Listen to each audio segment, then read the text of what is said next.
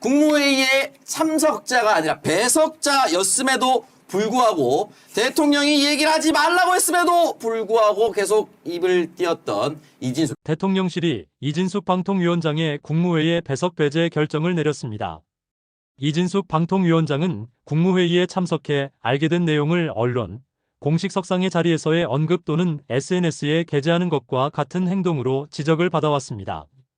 앞서 이 위원장은 지난 7일 국회에 출석해 이 대통령으로부터 방송 3법과 관련한 방통위의 안을 만들어보라는 업무 지시를 받았다고 주장하기도 했습니다. 이에 대통령실은 이 대통령의 당시 발언은 지시가 아니라 의견을 물었던 것이라고 반박했습니다. 결국 대통령실은 강 대변인을 통해 국무회의는 국정을 논하는 막중한 책임이 있는 자리라며 비공개 회의에서 나온 발언이나 토의 내용은 대통령실 대변인의 공식 브리핑 외에 기사화하거나 왜곡해 정치에 활용하는 건 부적절한 공직기강 해이라고 전했습니다. 위와 같은 대통령실의 입장에 대해 이 위원장은 페이스북에 자기 정치는 없다는 제목의 글을 올리며 국무회의 때 있었던 일을 대외적으로 얘기한 적이 없다며 다만 언론에 보도된 기사가 사실을 왜곡할 우려가 있을 때 정정해 준 적은 있다고 적었습니다. 그는 대통령실은 이 대통령이 지시한 것은 아니며 방송 3법과 관련한 방통위의 의견을 물었다고 설명했는데 지시한 것과 의견을 물은 것이 어떤 차이가 있는지는 모르겠다고도 주장했습니다. 강 대변인은 이날 오전 브리핑에서 이 위원장의 페이스북 글과 관련 두 가지 오류 사항을 개인적으로 짚어주겠다며 잘못된 부분을 정정했다는 표현을 했는데 올바르지 않다. 그리고 지시와 의견 개진이 헷갈린다면 더더구나 국무회의에 참석해 발언할 자격이 없다고 개인적으로 생각한다고 말했습니다. 이와 관련한 영상 시청하시도록 하겠습니다.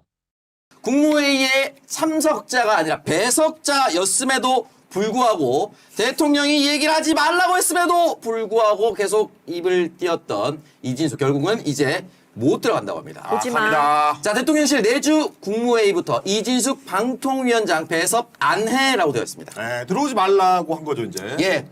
회의 진행을 방해하니까. 네. 말하자면 이제 그 국무회의의 의장인 대통령, 이 진행자잖아요, 진행자. 네. 진행자가 회의를 끝내려고 하는데 계속 개기면서 나 할 말 있다 그러고 회의를 방해하고. 하지 말라고 했는데 또 얘기하고. 그렇죠. 회의의 목적을 네. 침해해서 자기 정치적인 데에 이용하려고 들고. 그것도 배석자가. 그렇죠. 네. 뭐 국무위원도 아닌 사람이. 네네. 그러니까 너 이제 다음부터 들어오지 마.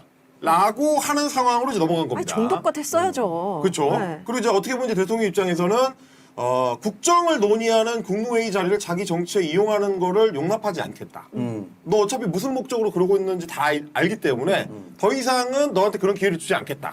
이런 취지로 이제 보셔도 될 것 같아요. 네. 어차피 이제 윤석열이랑 비슷한 게 뭐냐면 다시는 국무회의에 들어갈 일이 없을 겁니다.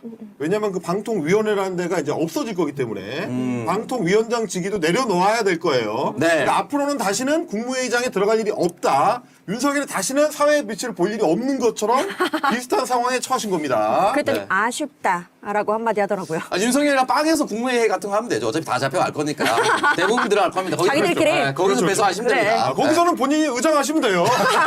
윤석열 씨 조용히 하세요라고 하면 됩니다. 말하지 윤석열 마세요. 조용히 하세요. 얘기하지 마세요. 네, 네. 얘기하지 마시라고요. 라고 네. 하면 됩니다. 주의시킬 수 있습니다. 자, 그리고 그리고 네, 하루빨리 빵진숙 씨를 안 볼 수 있으면 좋겠습니다. 윤석열 전 대통령이 결국 재구속되었습니다. 네, 축하드리고요. 어제 영장실질심사 마지막에는 하소연에 가까운 발언을 약 20여 분 했다고 합니다. 그 내용은 무엇인지 관련 영상 시청해 보시도록 하겠습니다. 어제 구속영장 실질심사 중에 했던 그 최후 진술 20분과 관련돼서 언론의 기사가 많이 쏟아지고 있고 지금도 나오고 있는데요. 이 20분 동안 이제 신세 한탄을 쏟아냈는데 그게 가장 주목을 많이 받고 있는 것 같습니다. 쓰레기야 쓰레기. 먼저 이제 첫 번째 했던 그 신세 한탄은 정치적인 수사를 하는 건 이해하겠지만 그래도 이건 너무 심하지 않냐라는 것도 있었고 사람들이 나와 연락을 많이 끊고 있다. 지금 변호사도 고립무원이다 뭐. 네, 그죠. 고립무원이다. 네. 지금 국무위원들조차 본인 살 길을 찾아 떠난다. 국회에 나가서 없는 얘기를 하더라. 진술 중에 왜곡된 것이 너무 많다. 뭐 이런 말도 했다고 하고요. 예, 뭐 네. 거기에 대해서 우리가 뭐 언급할 필요는 없을 것 같아요. 아예 뭐 논평할 가치도 없는 것 같고. 근데 지금 그 서울구치소가 이제 당연히 에어컨은 없고 없죠. 천장에 선풍기가 있고 네, 천장 선풍기 진짜 덥거든요. 예, 맞아요. 그런데 네. 공간은 저렇게 예, 저희 제작진 바로 또 준비했는데 넓어요. 사실 6-7명이 쓰는 공간을 한 사람만 쓰는 거라서 그러니까 일반적인 독방보다도 넓은 독방입니다. 왜냐하면 전직 대통령이라서 또 저 정도 이제 예우를 해주는 건데, 그러니까 일반적인 독방은 정말 좁은 독방을 얘기하고요. 그럼요. 근데 그 1인실도 다들 원하죠. 왜냐하면 남들하고 이렇게 부딪히면서 그렇죠. 6명, 7명 같이 있는 것보다 혼자 쓰는 게 편하니까. 그런데 그 일반적인 1인실보다도 훨씬 넓은, 그러니까 6-7명이 함께 쓰는 방을 개조해가지고 저렇게 좀 비교적 넓은 공간을 혼자서 이제 쓰는 거예요. 예. 아 저거 진짜 저는 그래도 좁은 데서 살아가지고 좀 힘들긴 하겠다라는 생각 전혀 안 드는 게 진짜 왜냐면 제가 20살 때 고시원 2년 그쵸. 살고 맞아요. 그리고 군대 제대하고 제가 이대역에 신촌에 있는 맞습니다. 지하방 정말 그 고시원보다 더 작은 데서 또 2년을 살았어요. 정말 저 정도면은 그 당시 신촌에서 저 정도 사이즈 구하려면은 한 3천에 막 80 줬어야 될 거예요. 맞아요. 진짜로. 예, 그래요. 거기에 비싸니까 또 워낙. 대학가는 그렇죠. 제가 서울 처음 왔을 때 고시텔에서 살았는데 월세 45만 원 줬거든요. 맞아요. 근데 그게 이제 보증금 없이 45만 원 줬는데 손바닥만한 창문이 있었거든요. 창문 있다고 5만 원 더 받더라고요. 비싸요. 그래서 45만 원이었어요. 개인 화장실 들어가면 10만 원 주나요? 고시원 얼마나? 그러니까 저 정도면은 사실 그렇게 뭐 아우 그럼요. 호텔이 호텔. 점점 더 많은 것들이 제자리로 돌아가고 있습니다.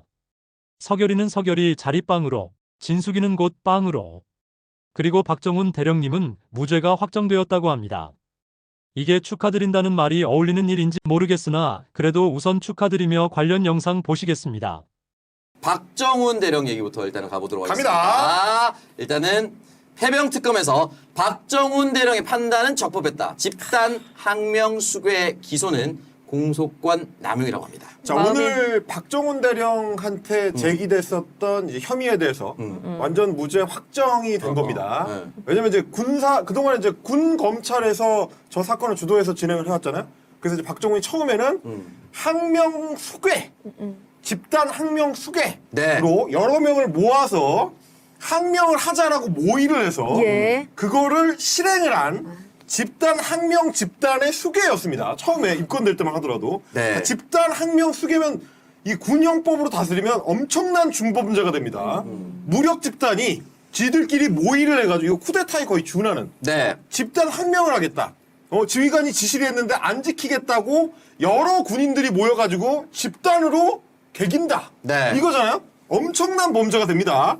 그래서 지금 이제 1심에서는 무죄 나왔었고, 물론 집단 항명 수괴로는 못 가고, 항명죄로만 걸었다가 1심에서 무죄 나왔는데, 네. 군 검찰이 그거를 불복을 하고, 지금 항소를 해가지고 2심 재판이 진행 중이었거든요. 네. 그 중간에 이제 특검이 출범하는 바람에, 예. 특검에서 이 공소권을 가져온 겁니다. 그러니까 이제 뭐 재판할 수 있는 권리, 재판정에 들어가서 공소 유지를 하는 권리를 특검이 가져왔기 때문에 다시 특검이 판단한 결과, 이거는 애초에 기소하면 안 되는 사건이었다.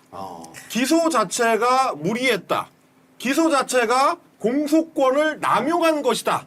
라고 이야기를 했습니다. 아, 네. 이게 이제 그냥 그 헤드라인을 볼 때는 공소권 남용이라면 잘 와닿지 않으실 수 있는데, 공소권 남용이 헌법상 검사한테 주어진 가장 강력한 권한, 네. 기소 독점권이잖아요. 네. 기소 독점권에 대한 모욕입니다. 헌법이 부여한 검사의 가장 중요한 권리인데, 권한이고, 그걸 왜 줬느냐? 니네가 범죄 사실을 잘 판단을 해서 죄 없는 사람을 거르고 죄가 명확한 사람, 처벌해야 될 사람을 잘 골라가지고 그걸 재판으로 가지고 가라. 그게 이제 기소 독점권이죠. 니네만 그건 판단할 수 있어. 네. 다른 기관은 못해. 검사만 할 수 있어라고 헌법에다가 이걸 넣어줬는데 그만큼 엄정하게 쓰라고 준 권리예요. 네네. 근데 이것들이 그 공소권을 남용을 해서 내가 그냥 죽이고 싶은 사람을 재판으로 넘겼다. 네. 이 얘기가 되는 겁니다. 오늘 특검이 한 얘기는. 네. 이거는 엄밀히 말하면 헌법에 대한 모독이에요. 헌법의 권한을 남용을 해가지고 자기가 사적으로 유용했다라는 얘기에 해당하는 겁니다. 이 사안으로 헌법재판소 가서 탄핵심판까지 받았던 사람이 있죠. 유성 씨 간첩 조작 사건 네. 일으켰던 네. 안동환 검사. 어. 안동환 검사가 실제로 탄핵심판까지 갔었습니다. 네. 그때도 이건 공소권 남용인 것 같다라는 얘기까지 나왔었어요. 물론 뭐 탄핵은 안 됐지만 이 경우도 그 군 검찰이 공소권 남용자이기 때문에 탄핵해야 돼요.